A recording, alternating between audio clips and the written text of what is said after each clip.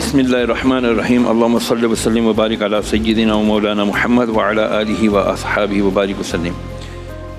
آج کے دور میں جو ہمارے مسائل ہیں نا، اس کی اگر میں مطلقاً ایک جڑ بیان کر دوں جی، اگر وہ کرنا شروع کر دینا، اس برائی کو نکال دیں اور اس اچھائی کو اپنے اندر داخل کر لیں تو انشاءاللہ مسائل حل۔ سب سے پہلا تو جو معاش کا مسئلہ ہے وہ سب سے پہلے حل ہوتا ہے۔ رسول اللہ علیہ السلام نے ارشاد فرمایا جس کا مفہوم ہے، اے لوگو مجھے بتاؤ سب سے بڑا گناہ کیا ہے؟ کسی نے عرض کیا رسول اللہ زنا، شراب، قتل، حق کھا جانا، یہ فرمایا نہیں، سب سے بڑا گناہ یا رسول اللہ آپ فرما دیجئے۔ فرمایا زمین اور آسمان میں جو سب سے بڑا گناہ ہے وہ اپنے ماں باپ کا دل توڑنا ہے۔ اللہ اکبر۔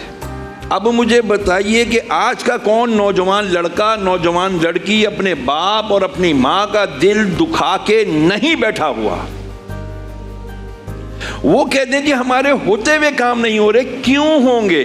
میرے نبی اللہ کی عطا سے جانتے تھے، فرمایا ایک دور آئے گا اگر اس دور میں کسی نے اپنے والد کے چہرے پہ نظر کی اور اس طرح نظر کی کہ اس کے دل میں اپنے باپ کے لیے کوئی نفرت قدورت نہیں تھی، نبی جانتے تھے کہ ہوگی، فضیلت بتائی کہ جس نے اپنے باپ کے چہرے پہ نظر کی اس کے دل پہ اپنے باپ کے لیے کوئی نفرت اور قدورت نہیں تھی تو اس کی نگاہ اپنے باپ کے چہرے سے ہٹنے سے پہلے اللہ اس کی مغفرت فرما دے گا۔ ماں کے ہاتھ میں ہم جیسے تیسے چوم ہی لیتے ہیں، باپ کا ہاتھ کون چومتا ہے؟ کیا بات کر رہے ہیں، زبردست، کوئی نہیں چومتا۔ آج میں قسمیاں کہنے کے لیے تیار ہوں، ارے اتنا اندازہ لگا لے، میرے نبی نے فرمایا جس نے اپنے والدین دونوں یا کسی ایک کے قبر پہ جمعہ کے دن گیا اور ان کے لیے دعائیں مغفرت کی، اللہ تعالیٰ اسے ایک نہیں 2 قبول شدہ عمرہ کرنے کا ثواب عطا فرما دے گا۔ ارے مرنے کے بعد بھی ماں باپ ثواب دے رہے ہیں، ہمیں بالکل فوائد دے رہے ہیں۔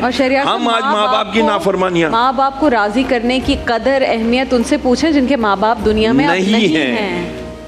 اگر یہاں مجھے اجازت دیں ایک واقعہ کی، ایک صحابی رضی اللہ تعالیٰ عنہ نے جب رسول اللہ علیہ وسلم سے والدین کی اتنے فضائل سنے تو رونے لگا، اتنا رویا کہ ہچکیاں بند گئیں۔ رسول اللہ علیہ وسلم نے بلا لیا، کیوں روتے ہو؟ یا رسول اللہ میں نے ماں کو باپ کو بہت تنگ کیا ہے، خاص طور پہ ماں کو۔ بولا کہاں ہے ماں؟ یا رسول اللہ اس کا تو وصال ہو گیا، وفات پا گئی۔ اچھا تو کوئی خالہ ہے؟ یا رسول اللہ اس کے بھی کچھ پتہ نہیں ہے، وہ بھی وفات پا گئی۔ اچھا ماں کی قبر جانتے ہو؟ یا رسول اللہ نہیں جانتا۔ فرمایا اچھا ایسا کرو قبرستان چلے جاؤ، کسی ایک قبر کو اپنی ماں کی قبر تصور کر لو، اس کے قدموں میں بیٹھ کر اس سے معافی مانگ لو، شاید اللہ تعالیٰ تجھے معاف کر دے اور تیرے دل کو سکون آ جائے۔ اللہ اکبر۔ آج ہم والدین کی جو نافرمانیاں کرتے ہیں، ابا اور چپ کر جاؤ، ابا تم کو پتہ ہی کیا ہے یار، بوڑھے ہو گئے، بیٹھ جاؤ آرام سے، مجھے پتہ ہے۔ بیٹیاں ماں کو کہتی ہیں اماں آپ کو کیا پتہ ہے، آپ تو گھر پہ بیٹھی ہو ہانڈی چولہا کر رہی ہو، ہم باہر گھومتے ہیں ہمیں پتہ ہے۔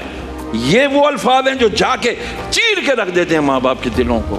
پھر ہم کہتے ہیں پتہ نہیں کیا خطا ہو گئی، ہماری بات نہیں ہوتی پوری، ہمیں دل کا سکون نہیں ہے، ہمیں رات کا چین نہیں ہے، کیوں نہ ہوگا؟ وہ ایک ماں جس نے اکیلے 4 5 بچوں کو سنبھالا، آج سب وہ مل کر بھی ایک ماں کو نہیں سنبھال سکتے۔ اس دنیا کی اور آخرت کی کامیابی جو ہے نا، مجھے ایسا لگتا ہے کہ وہ ماں باپ کی فرما برداری کے اندر ہی پوشیدہ ہے۔ صرف یہ کر لیا کریں، اماں سبحان اللہ، اماں یہ ہاتھ رکھ میرے سر پہ، اماں میرے لیے دعا کر، میں جا رہا ہوں، جا پترا رب دے حوالے۔ اس کے پیر دبائیں، ماں کے پیر دبائیں، ماں سے لاڈ کریں، وہ لاڈ جو ماں نے آپ کے ساتھ کیا اتنے سال، وہ اب ماں کو واپس کریں، ریٹرن کریں۔ میں ایک دن اپنے ابا کے پاؤں دبانے لگا، رات کے ٹائم تھا، ایک دم اٹھا ہوا، حاجی مجھے حاجی کی کرنے ہے؟ میں کہ ابا جی میں ثواب مل رہا، اور جا یار جا تو دے۔ میں ان دنوں نا بہت پاکستان سے باہر جایا کرتا تھا، اور بھائی میرے کو عادت پڑ گئی، تو چلا جائے گا، تو جو چلا جائے گا پھر کون کٹے گا؟ میرے کو عادت نہ بنائے۔ خوش نصیبی کیا کہ آپ کے پاؤں دبانے کے ماں باپ کو عادت ہو جائے۔